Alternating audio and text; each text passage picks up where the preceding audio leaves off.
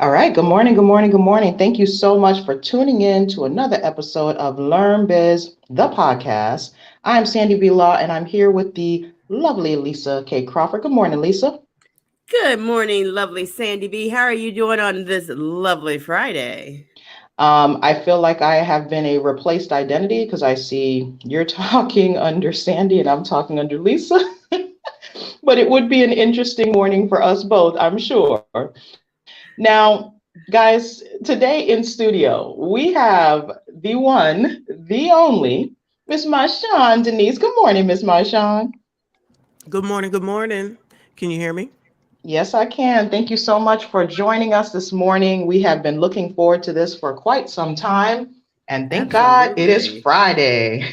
TGIF Foolishness Friday. Let's go. Let's do Absolutely, it. absolutely. So today our goal is to really learn a little bit more about the lovely Maishan Denise. I've been following her for quite some time individually, and I know that I hipped Lisa to you as well Oh, because I've just yes. been so edutained because it's been plenty of edutainment on your channel as well as your second channel, which we're going to get into. But want to just kick off the conversation with a bit of introduction. Tell us a little bit about yourself and how you got into this YouTube space. Whoo, child. Let me see. So, I actually got onto YouTube for the purpose of just being on YouTube due to Kevin Samuels. May he continue to rest in peace, based off of Average at Best. That was a big deal when he said, gave that interview with that lady or whatever. And when I heard the excerpt, I'm like, there's got to be more than this, because I said, this is crazy. And the thing is that what I thought was crazy was what the woman was saying, not what he was saying, but what the woman was saying. So I said, who is this man? It's my spirit animal, right? Came over to YouTube, and then that was it. So I was spending my Mondays, Wednesdays, and Fridays with Kevin Samuels and everyone else. And in the meantime, brought the opportunity to know a couple other people, specifically probably O'Shea Duke Jackson, and then the lead attorney, a lot of other people. But then lead attorney, he was a special to me for the purpose of he would tell everyone his journey. Like, he was giving up tape, how it works, how YouTube works, and what's going on. Who knew? Who knew? And then he would say to all of his community, as he calls it, that you all need to, start a channel. This YouTube opportunity is here for you. You have something to offer. I never thought about any of that. And from his encouragement, I started a channel, which just was a year this past November. So I've been on YouTube for a year. And, my purpose originally was to come on, because everything was about relationships, and like talk to people from a perspective of, as someone who's been married for 28 years, what are your questions? You want to talk about anything relationship wise, stuff like that. But soon to find out, in my opinion, specifically the women do not want to be in relationships. That's what I think anyway. So I'm like, all right. Then I had seen Poor Man's Podcast, and I'm like, oh, I like that. Let me react to some of this stuff, because that I can do. And then it's kind of evolved from there. Wow. And did it ever evolve, my Sean? Yeah, I can't even believe that people want to listen to me say anything, to be perfectly honest with you.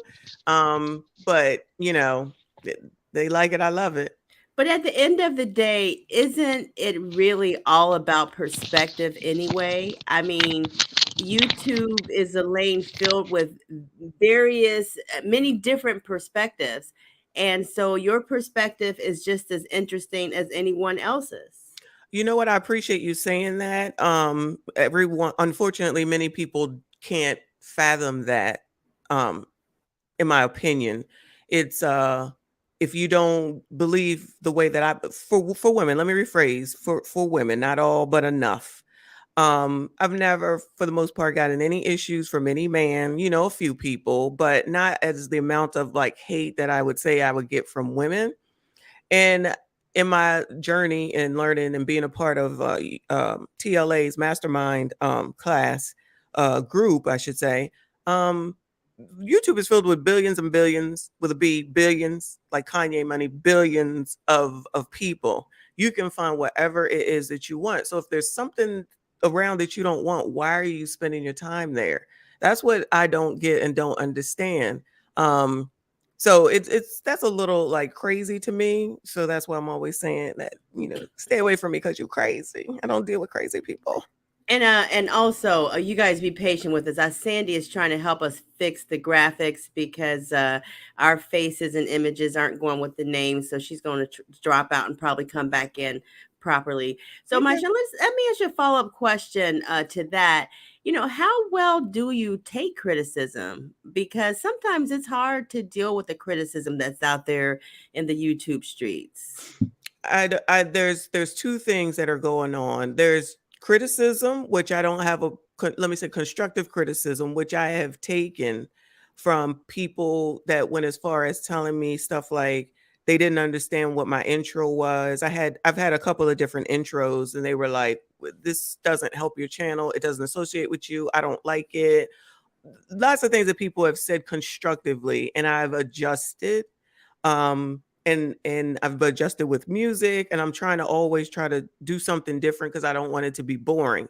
But then there's people who are just rude, mean, nasty, miserable, those type of people. Sometimes I just let the audience deal with it. I pin the comment and let them go at them.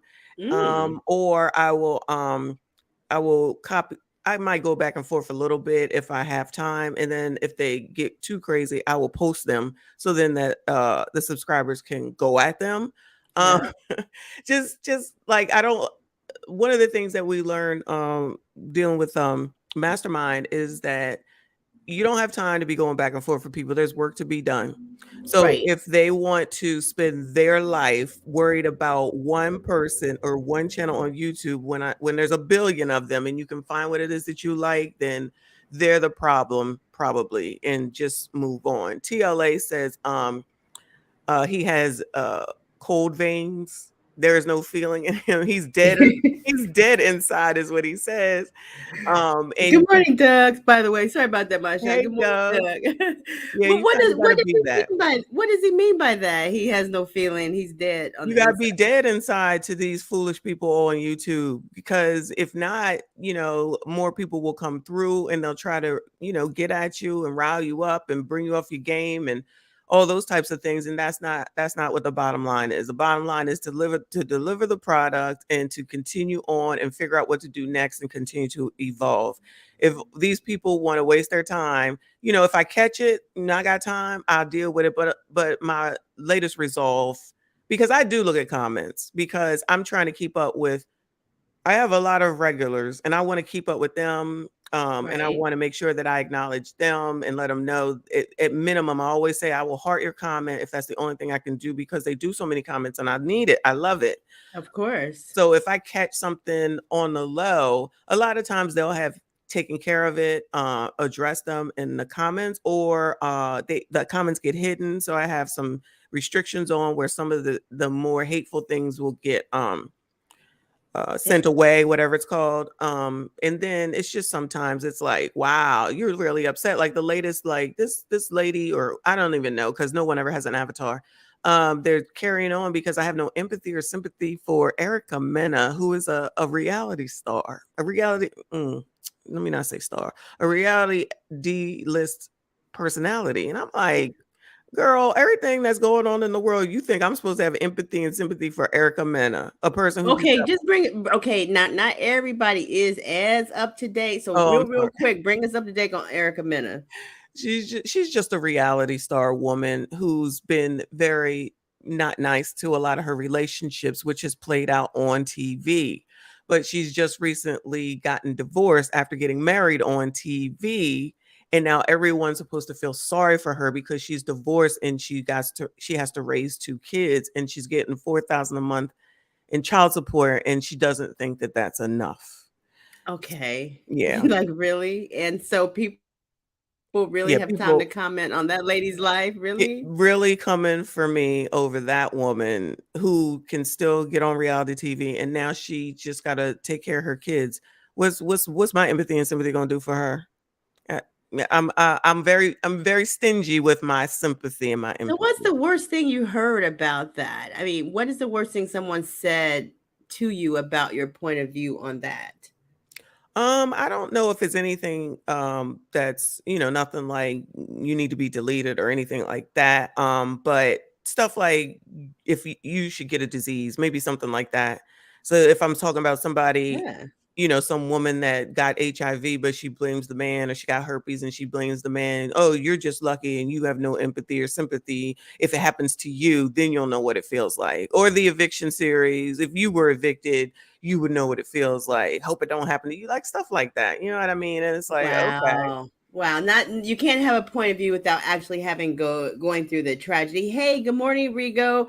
I appreciate you joining the show. We're Good waiting for morning, Sandy. Rico. Hopefully Sandy will get back with us really soon here. That's kind of crazy. So here's the thing, like you have a point of view, it's valid. You have supporters who actually to me it sounds like they come to your defense They do. actually, and that is pretty darn cool, right? No, they absolutely do. Wait. They're awesome. They're awesome.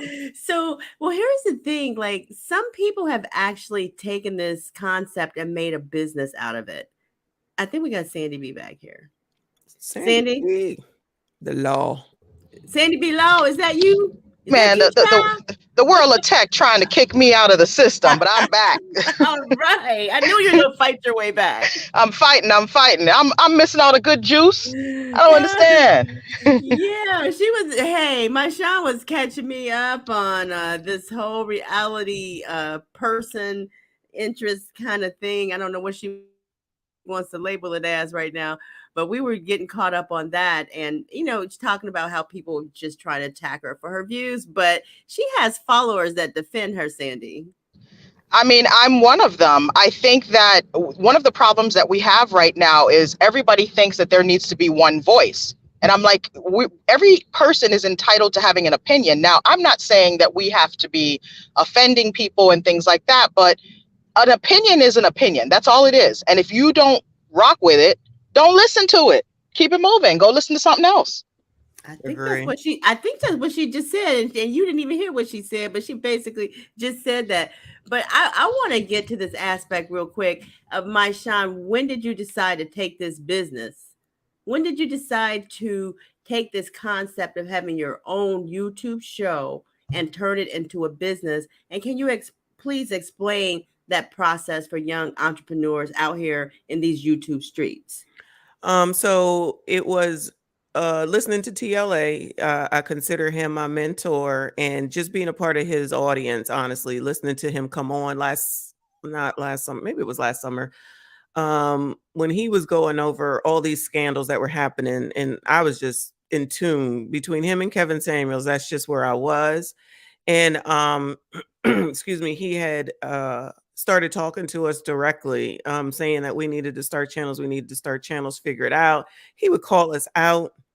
Like he didn't have the 200,000 then, but he had enough, like maybe 40 or 50. He would call us all out. Now, what are you doing? Why are you just sitting here? And finally, I just started a channel just on the strength of he said that everyone has something to offer. Just get on there and figure it out. And then that's just how it started. So I started in November last year. I forget the date exactly. And between November starting, not knowing what I was doing, uh, it's a process of figuring it out, and I'm okay with that. At first, I was showing myself. And then after a while, I was like, all right, I'm not doing this, because you got to be ready to show yourself. And I was never that type of person. Wait. When you say ready to show yourself, are you saying that ladies, if you really gonna show yourself, you need to have hair did, makeup did, that you need to be all about that? Is that what you're really saying? That's exactly what I'm saying. That's exactly Okay. what I'm saying, because you can't just go out here and be all willy-nilly. First of all, that's your business. And second of all, that's just, in my opinion, not what a woman should be doing. You got to be presentable.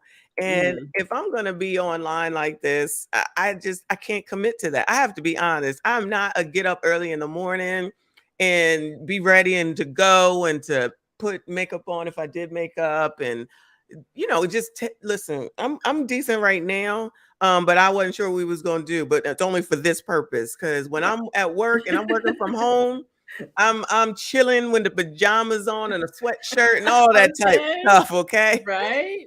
So yeah, and now as much as I go online and stuff and making videos, I can't commit to doing all that. So I'm like, all right, I'm gonna be Okay. faceless. So Yeah, so that's how I you do it. made that decision and you're comfortable with your image and people Yeah, still know your personality, they know your voice. All yeah. right. And so what other kind of changes have you made over the past year to kind of lock in your style? Just listening to the comments, honestly. When I could see them all. And then it's analytics. You got to take a look at the analytics, who your audience is, what they respond to, um, paying attention to what they say when it. I didn't really start doing live streams till like last several months. I was not doing them at all prior to then. And so I just recently Mm-hmm. evolved into that for the last several months. So that's a change. And then just paying attention to not only what's going on in my arena, meaning people that do what I do, and then what the audience seems to want is the key for me. Uh-huh. I don't always get it right, but I'm always looking to see what's what. And I ask them, let me know, send me what you want me to talk about, and they send me stuff. Interesting. They send me stuff I can't even keep up. Really? Oh yeah, they send me Really? a ton of stuff. So your audience at this, and how many subscribers do you have overall? On the one channel, it had reached, I think, last night like 14,000, and then for the new one, it is at 880 something because I'm trying to get to 1,000. So, excuse me, that's the goal on the second channel, so I can get it monetized. Fingers crossed, because me and YouTube have a love-hate relationship right now, so I'm working through that as well. Okay, so you're almost where you need to be on your second channel. So that is really great that your audience gives you, material to research for content. That's beautiful. It's kind of like really working together with your audience. You're giving them what they're wanting and they're giving you things that they want to hear you talk about. Definitely, and it's a lot. It's a lot with the analytics that tell me all that, but between li- all throughout the night, I mean, I hate to be stuttering. It's just be like all throughout the night, people are sending me stuff. I got some faithfuls. Shout out to Doug. Thank you for that. The Yeah, he's pre-records, yeah. pre-recorded also help my Sean. YouTube likes live streams, but they really like pre-recorded videos. Really? Okay. You found that to be the case as well, what Doug is stating here? Yeah, and for me, since I wasn't showing myself as well, it would make sense for me to do pre-records. And I'm trying to do more with that as well. I can improve on that. So that's what I've been trying to do with that. More things that make it funny, more gifts entered, um, pictures as opposed to just looking at a blank screen when I'm talking. Like I'm trying to evolve that as well. So just trying to make things a little bit bigger, More engaging. I it more would be a good. engaging. Yes, So it thank said you. Doug says my Sean put in the work. She dropped like 3 to 5 videos daily. And I mean, you've Thank been you, Doug. I call it like splattering. You're like, boy, you like roaches on them. You know what I mean? With the videos, you all out there. And I mean, it's a positive thing in the sense that you're constantly in the face of your audience. So does that mean that your video, you automatically had to think my videos need to be shorter because I'm out here so often? Is that how your mindset started to work? Well, if I'm listening to all the various persons who are the experts in YouTube, meaning I don't know if you know, like Think Media Podcast and all those people who've been on YouTube for forever. I listen to all of those people, and they would say keep stuff to a minimum length, but it depends on what I'm talking about. If I'm talking about eviction, I can have that be 45 minutes recorded. They're going to listen to it. Okay. If it's something, I don't know, like a TikTok video, I can only go so long maybe with TikTok. That's probably the average 8 minutes if I don't make it less than that. But the 8 to 10 is the sweet spot allegedly for a YouTube video to keep engagement, which is what you want, so that YouTube will push your information. You say 8 minutes? 8 to 10. 8 to 10. Okay. Mm-hmm. Okay, 8 to 10 is ideal. And so you study what the masters are out there saying. Now, Marshawn, one other thing before I turn it back over to Sandy, and I'm sorry to be so long-winded, but I just love talking with you in this space You're about good. building your business. And that is, um, you know, was it kind of scary for you really to pay attention to the analytics? Like, how scary is it for you to really face the analytics? Because that's like the real deal. Well, I have to be honest, I'm still not an expert in them. I have purchased uh TLA's he has he puts out classes now.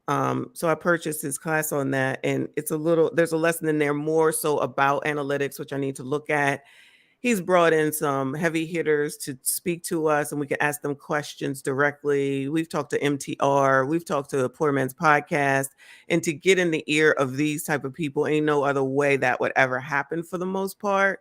So they drop gems as far as analytics are concerned. So when I go in and I'm taking a look, something as simple as who my core audience is, I don't have younger people like between, what is it, 18 to 24. There's a few, but most of the people, honestly, they're like around my age. So I'm 51. But most of the audience is between the age of 35 to 64, which is So that's your interesting. audience. Mhm. And mostly men, mostly men. So I When have you say mostly men, how does that really break down percentage wise? the last time I saw it was about 84% men. And so and maybe I What guess about 16% women. why do you think that is? Probably because I hold women accountable, as they say. I call it, I don't deal with foolishness, and I don't put up with foolishness, and I'm gonna call out foolishness. So women think they know everything. Listen, this is just my opinion again. And I like to point out where they be misguided, I shall call it. Oh And Lord. and the Yeah. gentlemen appreciate the fact that there's actually a woman, a Black woman on top of it that's actually calling it out. Because I'm not just saying, oh, you crazy. I'm actually pointing it out. And that's why I get so many, so much pushback from women, because it's typically women can do no wrong. And I'm like, listen, I'm a Black woman too. So I don't know why you're coming for me, because anything I say pertains to me. I just don't do these things. That's all. I just don't do them because it's crazy. But if y'all want to keep doing it, we're gonna keep talking about it. And See, I see why you done got so popular so fast, my Sean. We're gonna talk about that. Miss Sandy B. Law. Where you at, Sandy B. Law? Sandy B. Law. I hope she's not still having communication problems here with us, but she will join us shortly. No, I'm right. Okay, go right ahead. Hello? Go right Oh, ahead. okay. I was like, is my voice not being heard? My Sean, I love your channel. I try to get on there every chance I get because I just love the content, and I love your perspective. When did you know that you had that thing, the sauce? Like, when did you realize that there was something that you were putting out there that was just so attractive to your audience? I don't even know that I'm there yet, to be perfectly honest with you, because I'm still trying to figure it out. Like, I understand that, these gentlemen like me, holding women accountable. But I also talk to them like that, which is the great thing about the live streams, is that we can talk at the same time as I'm live reacting. It's like, I'll be like, are y'all tired of this? Because honestly, I'm tired of it. I'm tired of it. They're not gonna change y'all. This is all I'm saying. I mean, I'm a continue to do what y'all want me to do, but are we tired yet? Like that movie, are we there yet? Like, it's always evolving. And I have to be honest with you, I got a push on my channel from Kwame Brown. So Kwame Brown, I showed up and something he wanted to talk about one day, and he played one of my videos and he showed it to his audience, and that was a great push for my channel as well. And then it kind of really just started taking off from there. So I have to be sure that I give him credit, and I'm very thankful for him. And that's the other thing, being on YouTube, right? Where else in life would I ever have the opportunity to have Kwame Brown even look at a video of mine. That Wow. might not be a Yeah. big deal to other people, but he's a former NBA basketball star. Right. And I remember him when he was drafted way back when, and he was a big deal. Excuse me. That's all right. Um, and he's on YouTube, and he somehow, some way found a video of mine. That might not be a big deal to others, but it was a big deal to me. I Heck was like forever yeah. grateful for that. Doug has a Um, couple comments real quick. He says, exactly, my shine hold women's feet to the fire. So he backed you up right there. And he said, my shine, I'm there, LOL on your last comment. So yeah. yeah, that is great to have that kind of push. But my shine, it seems like to me that you had to realize that you're probably setting yourself up for a little female hateration, especially when you stand on your grounds or have a standard by which you go by, that some people are going to look at and think like, well, who is she to make this comment, or who does she think she is to judge us, when it's anybody can make a comment and anybody can judge in a certain space for themselves, right? Right. So this is how I address that also. My channel is basically my home. So if you come over here, then that means that you want some smoke if you're going to be acting up in my home. I wouldn't have anyone come into my actual home and think they would tell me what to do. So I'm really not sure why people think they're going to come into my home in this YouTube space and tell me what to do. So Right that's on. another reason why I be getting back at some of these biatches to point out even how more crazy they are, because they don't even realize and recognize that's what they're doing. Like I said, and everybody knows, YouTube is billions and billions and billions of people, and you want to focus on a space and a place that you don't like. So I also reference the fact that I just don't listen to people that I agree with. So I'm on divester channels listening to them. I'm on swirler channels. I am on Fox News Republicans. I'm all over. I'm really, for myself, am not just bogged down in this space, especially now that Kevin Sanders is no longer with us. Yeah. So I can hear the differing opinion, and then I can just leave it. When it's too much for me and I don't want to hear it no more, I just leave it. I don't understand why these women can't do that. And so that's why I want to point out, this is your problem. You think you rule the world and you don't. I have never, I'm sorry to cut you off. I have never, and I listen to some nasty things over on divester channels. I have never commented and said a thing to them. Nothing. It's like these people don't have self-control. And there's plenty that I don't like to hear, but I need to hear what they're saying to understand where my perspective is as well. And sometimes they have some good points, believe it or not. And I can be even enough to see that and understand it. So is it Black women in particular that Absolutely. okay, so if you're getting more hateration from that corner, okay, I want to know, what are the three biggest things that you talk about that's really making them mad, making that group mad? What's the three biggest things that you're dealing with right now? Well, the eviction series. So Black women are top of eviction. I was doing that well before that big thing came out about Black women getting evicted. I did a whole documentary on that.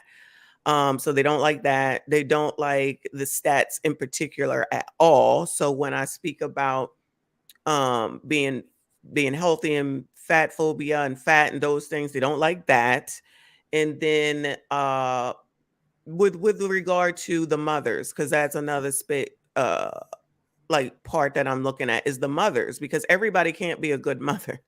But for Right. some reason, everyone is a good mother. And then I'm like, now wait a minute. With all the deletions, let me throw that in there. With all of the boyfriends, husbands, whatever, deleting their baby mamas, their girlfriends, and all that type stuff. And it's like, hold on a second, because this is how I got to it. Being over on the divester channels, they're like, poor Black women, poor Black women. Oh my God, another one every 5.5, every 5.5. And I was like, now wait a minute, where's that stat at? Trying to find it, ain't never found it yet.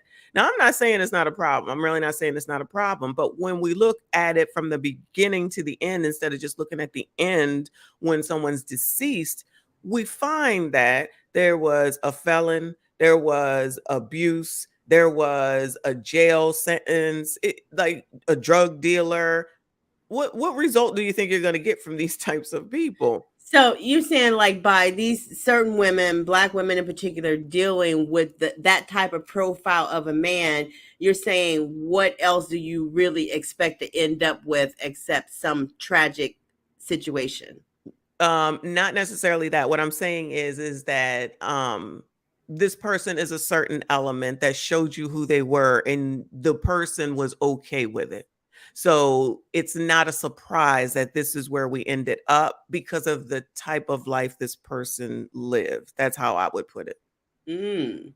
So are you saying that you know for a fact that all these women that you complain about that are engaging in that type of lifestyle, that they absolutely have better choices out there? Or I mean, are you stating that affirmative? Is that your position, that they really do have better choices, but they're just not making them? There's many that have the opportunity to make better choices and they don't. So there's definitely a portion, a population that they're not going to get any better. Let's just call a spade a spade. We know it, and people don't want to say it. It is what it is. But there's also plenty of women who have been lawyers. Shout out to the law. Okay. All right. Shout out to the lawyers. Thank you, my shine. Yeah, Lisa and K, Sandy B. Law, yes. and even the one that jumps out to me was like realtors, real estate agents, people that were dealing with, I'm just trying to think off the top of my head, women who were successful, college educated, degreed women making a mint. Okay, I'm not saying millions, but making a good amount of money, who decided to deal with Pookie and Ray Ray, for better, for lack of a better way to describe it. And then when Pookie Ray Rayed, this was the result. So anyone can be in a DV or an SA relationship, and it be a surprise. But you can't tell me that all of it is a surprise. You can't tell me that all of it is a surprise. You get what you pay for lack of a better way to describe it. And these are I've told some very violent situations. It's really crazy. It's really concerning at the end of the day. Well, and I'm gonna toss it back to Sandy B. But my Sean, what I say is that honestly, I might be old school, but I don't feel like everybody got to get burned to know what it is like to play with fire. You know what I mean? I think we can learn from some of these tragic examples before us that's already out here. And we're supposed to learn from this. We don't all have to go down this road that we see tragically happening where you almost can predict the end, right? I agree with you completely, but this is where what we call the sisterhood, and women would rather go along with anything a Black woman says that agrees with their emotional state, is what's word is bond. And then anyone that's coming from a common sense perspective, which is what I like to say, I have a common sense commentary perspective, don't want to listen to that because that hurts people's feelings. So continue to do what you do and get the same result, but then it's always men's fault, which I believe in personal accountability. Your results are your own. Your life is yours, and they don't like that. And I'm like, well, who's responsible for your damn life? Hell, I ain't perfect. I make mistakes, but they're mine. And that's what I've been taught. And that's common sense. Like if you go out there and you run a red light, and the police pull you over, you're gonna get a ticket. That's right. Oh, but and mama them has said way back then that if you make your bed hard, then what's that saying? You're gonna lie in it, something like that. You know what I'm trying to say. Yep. Shout out to Sake Amethyst, the lioness of videography. I know he's giving a shout out to you. Shout out to you, Sake Amethyst. I appreciate you stopping by. All right, Sandy B, where you at? All right. So, my Sean, I wanted to touch on a couple of business things here because in all the time that I've been following you, there's some catchphrases that always stand out. The sis, the kids, and the besties. And you have taken all of those things and now started to create merch. Can you tell us a little bit about that thought process? That was also something that the subscribers had said to me. They really do like the kids. And they were saying stuff like, "Oh my God, when are you gonna? When are you gonna? When are you gonna?" And I was like, "Oh Lord, let me figure this out." So then that was something else that I, you know, one had to look into and figure out. So that there's a lot to do with this as it expands for anyone that's a content creator. So again, I started out with just doing the videos on demand. I decided to be behind the screen. We've discussed that. So then it's like, okay, now I want to delve into live streaming, still behind the scenes, but then you got to deal with the live stream. What happens before we go on you all know on StreamYard.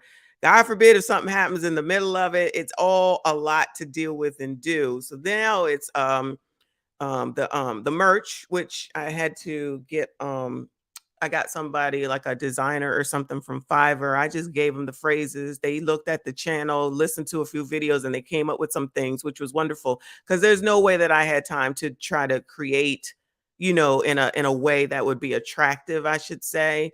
And then I uploaded it, and now I have the store.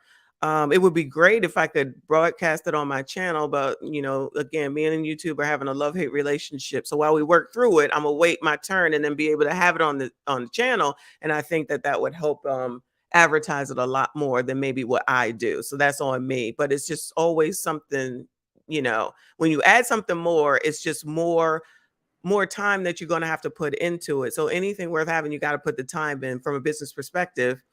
So I still want to make sure that I'm focusing on the customer who are the subscribers, of course, and giving them what they want so that they keep coming back. They keep sending me comments, it keeps sending me information and stories that they want me to react to. I got to stay and make sure they're engaged. So they're number one. They're always number one. So when they're saying, "Oh, we want merch," all right, I got to do it. If they, say something else, then I'll have to look into it and figure out a way to do it. But that's how I think that the your business will get bigger and bigger. You got to listen to your customer, the audience. So that's what I try to Mhm. do. And you have an Yeah. audience on demand. I do. Now, my Yeah. Sean, I know that we've talked briefly about the YouTube situation and your relationship with YouTube. Can you tell us a little bit about some of the concerns that YouTubers should have when it comes to dealing with some of the regulations and the rules and the strikes? And what are some of the things that kind of caused you grief in this process? Whew, child. I firmly believe that the people who don't like me, there was more hate in the beginning, I would say, than maybe there is now. So I believe that they were reporting things. I have no doubt whatsoever. Okay. And I've been in the middle of live streams, and live stream just completely goes down, and it's like whatever. It wasn't even copyrighted information. So there's that.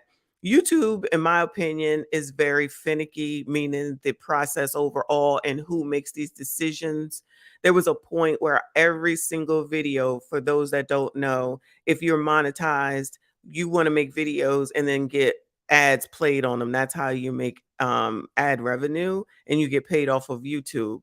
So if you get limited, which means that they have a concern with your video, you're not going to get as much money than if you just get the green light to put your video out there. So after a while, I would only get yellow. I would only get yellow. I would have limited monetization. I would have to get a manual review done. And then they would mostly, like 90% of the time, make it full green. The problem with that is that the next thing has come through. So that video is like, it's kind of old. Even if it's 2 days, it's old at that point because there's other things that I have put out. So that was frustrating to try to figure out. I've figured it out. And then, of course, I'm demonetized now. So I would say be careful on what it is that you put out, because even though you see somebody else do it, that don't mean that you can do it. And the wording that's used, self-deletion, that's why I use these words like SA and DV and red rum, self-deletion, because I don't even want to give them a hard time. Are there other people that use those words? Yes, they don't have any problems. But since I feel like I have a YouTube eye on me and I don't even really want to say those words anyway, then I've tried to come up with that whole new language to be mindful of it. Um, and YouTube is just very finicky. That I can't even give you any. They have their guidelines, but let's be honest, who's reading through all those guidelines? You high level go through it. But they can always come through and say, "Oh, it's the YouTube guideline. Oh, you messed with the YouTube guideline. You let the video be on here for 7 months. Now all of a sudden I'm breaking the YouTube guideline." I'm like, "All right, YouTube, whatever you say." So I've been trying to dial all that back, just dial it back. And um i'm I'm still trying to be me and be unique from that perspective, what the audience likes. But at the same time, I got to remember, and I tell them sometimes, listen, this is my business, this is business, and I got to make sure that the person that I'm still working for at the end of the day is happy. So I call it, we playing nice with YouTube right now. So I got my moderators now being mindful of what people write in the chat, because they'll flag anything. I've seen them in the comments when when I'm doing a show where they're saying, "Oh, I think it was last night," they said that they were flagging the word woman and women and woman. And it's like, that don't even make good God sense. Like, as long as they're not, F this woman, What? like that would be something different. But I saw one of my Oh faithful my moderators, God. CKC, tell someone they're flagging the word woman and women. And I'm like, Lord have mercy. I said, all right, y'all, just be careful. Yeah, I just say, just be careful. And That's craziness. Like, did you figure that one out? Why in the hell would they be flagging the words women and woman? Give me a break, right? right, I have no idea. Is there a money thing to it, that they're making money or somehow by flagging it? So, well, Sake Amethyst is right. So even though I'm demonetized, Mhm. YouTube will still put commercials on my stuff and run for their purposes. So they're making the money and not me. So that could be one of the reasons why. Now, I don't know what anyone was saying as far as women. Like I said, if they were saying something before the word women and woman, that might be the reason why. Um, but definitely, if they have a channel who's getting out there, like, obviously I'm not at the 400 million and all that type stuff, but if people are still coming through and I'm still getting decent views, then they're putting commercials on, I'm sure, and they want to make sure that everything is good. Plus, people don't might not realize that what happens in your chat, it has an effect on you. Like, it's kind of my responsibility and your responsibility what's going on in the chat. So sometimes if you go into people's chat, they will have a message come up that says, don't do this, be mindful of blah, blah, blah, which I got to figure out how to do that. Because YouTube will hold you accountable for it. So if they're doing a lot of hiding of the messages or holding messages before they get released, so someone has to look at it first, then that's a sign, in my opinion, that YouTube is on you, on me, watching what I'm doing. So I'm trying to tell the audience, be careful. I don't want to have to delete you. Watch your language, redact it, use different terms, make up things. We'll know what you're talking about and stuff like that. It's Oh crazy. wow, it started to turn code. Absolutely. Absolutely. It's very interesting. So I know we're going to be wrapping up. Before we start to wrap up, I wanted to ask you about your channels. So you have My Sean Denise, which was your starter channel, right? And now you have Messy My Sean. Can you tell us a little bit about the two different channels?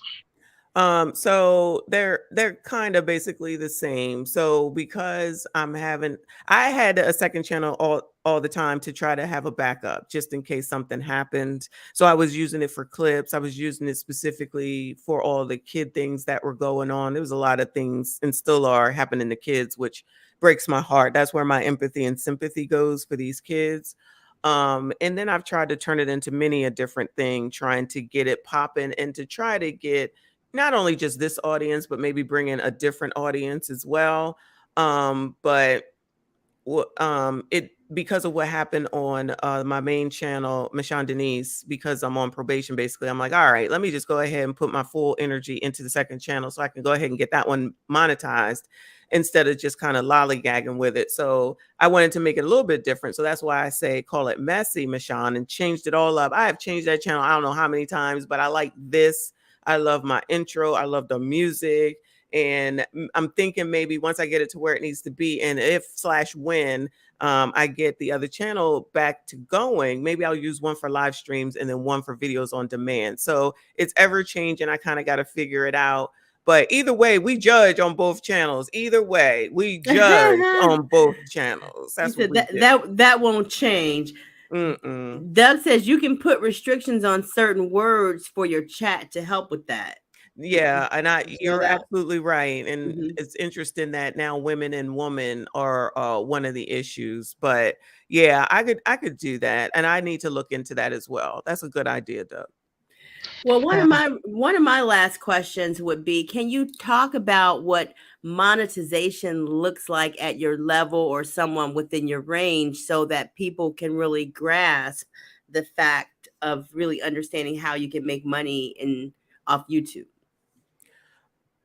So when I got monetized, I think it was back in February. So my full month was March, and then my first payout was in April. So I didn't know what I was doing back then. I really didn't. So like the first month it was like $400, which I was happy just to see something. And then it was like 600, and then it got slow. And then I started paying closer attention to what I was doing and how things would work. And then I got into TLA's mastermind class. And that told me everything that I needed to know. Wow. So the last deposit that I got was this is December. November was October. And that's when I was like, all right, we doing a damn thing, because we were in mastermind then. So I was learning more. We started mastermind in September. We was getting the tips and all that type stuff. So the first month after being in mastermind with maybe around the 10,000 or so, around 10,000, it was about $1,500 for the month. And then the next month it was like $1,800. And then this last month, because I planned it out and I had planned on what I was going to do for the month, because my goal was to do $4,000, to bring in $4,000. And that's at about 12,000 followers. But then they came and they got me. So that didn't work. But it would be a concentrated looking at what I was putting out. It would be work. It would be what I put out, who watched it, who was engaged, who, how long did they stay, and do more content like that. Because that's basically how it works. Or how did the live stream go? Who was there? How many people? Which content did they like? Like, I know that they like the evictions, the single mother type stories and things like that. But I always ask them too, are you tired of this? Are you tired of this? And they'd be like, yeah. And then some of them, but most of them be like, no, more. Yeah. So if that's what drives them there and that's what gets them hyped, then that's what I'll continue to be doing. But I'll keep asking them to try to be like, y'all want to talk about something else? Y'all want to talk about something else? So interesting. Well, thank you so much for, sharing the inside scoop on like that stuff is real, y'all. It's real. Definitely. So, Marshawn, in closing, just want to know, in terms of your mindset for business, what are the types of things that you keep in mind as you're trying to build your platform, as you're trying to build all of the mindset? Uh-oh. Did you hear that? Marshawn? So I heard the part about building the platform. So, okay. Sorry, can I say that again? Okay. Yeah, try that again, Sandy. So the question is, the mindset that you have going through this business process, what is it that you keep in mind to keep you going to put these different areas to? So it happened just a little bit again. So basically she's asking you about your mindset as you move forward in the future and what kind of works for you as far as your mindset to make things work toward your future goals. So I am a planner, and I say that in a lot of my videos, at least in the past anyway, that we got to always have a plan A, a plan B, and a plan C. That's how I've been brought up. Always have options, be ready for any type of a change as much as you possibly can. That's always been my mindset with life, and that's how it is as far as this business is concerned. I had no idea that there's this much opportunity in YouTube, so I'm going to take this opportunity seriously. I planned out 2023 because I'm coming out the gate and running. I'm trying to see if it's something that, could possibly be a full-time thing to do, believe it or not. Expand as much as possible. Continue to keep, most importantly, is to keep what the audience is interested in, what they think, what they want, what makes them happy, what satisfies them. Because again, like I said before, they are the customer, they are the people that's keeping me going. I got to engage with them and as they engage with me as much as possible. I had a couple people reach out to me after the live stream last night, sending me emails, sending me cash apps, buying me a coffee, all those type things. Somebody joined the Patreon. So when those type of things are happening, I appreciate it, especially when I'm not being monetized. But at the same time, that those people are also the people who I need to listen to. Like they're the absolute supporters. I gotta listen to them. They not the fly by nights. Um, and I think sometimes when people are in business, they might not realize that the biggest thing is that if you can have a repeat customer, that's better than having someone that comes by one time. So I need all those repeat subscribers to repeatedly keep coming back and giving the views, giving the comments, and if they support, that's wonderful as well. But it's definitely important when we say like the video, share the video, make the comments, like those are things that get it out, which gets YouTube's attention because they're the master. At the end of the day, the massa is YouTube, no shade YouTube. And they're going to push the video to get it and expand it to a bigger and larger audience to continue to grow. So I got numbers where I want to be as far as growth is concerned. Once they hopefully give me the monetization back, and I'll be hitting the ground running. I already got a plan together. Well, we will not be calling YouTube massa on this show. So I just want you to know that, my Sean. Oh my God. We are nowhere near where you are. So we got the long ways to go. But anyway, we thank you so much for being here today. We really do. Thank you. Thank you, my Sean. Thank you so much. Fun. Thank you. I appreciate it. And Sandy, they loved having you on the other day. That was a great show. I think that you guys podcast is good, and more people should be over here to listen as far as business is concerned as well. But everyone, when they think of legal, they think of TLA, and now it looks like AV to the seventh power, who's part of Mastermind Gang. But we need more lawyers also. So if we already talked about it behind the scenes, but either one could always come up and talk about anything. One that'll help me to be different as well and to expand, but at the same time have some more lawyers out here. We got a lot more lawyers out here. So let's go ahead and get on out here and be seen, okay? Especially Black lawyers. So let's make it happen. Thank you, my Sean. I appreciate that. I hear that little mastermind rising up out of you, about ready to teach something right there. That's all right. Look, I was going to end that with, we need more lawyers, not these kids. Listen, not the kids. Shout out to the 18th letter. I see you. Thank you for being here. A few of the quick comments. Doug says, my Sean, I was in the manosphere for a very long time. Some people will never grow tired of holding women accountable. So, right. So there's that. Sex says facts around Doug, LOL. The 18th letter says, I am here to support Miss Maishan. And Sex says to that, yes. So the support continues for Miss Maishan, aka Messy Maishan. Yes. All right. Well, so much. This was fantastic. Maishan, you're always welcome to join us, and definitely we will tag team with you whenever you need some legal advice to come through. Truly appreciate you.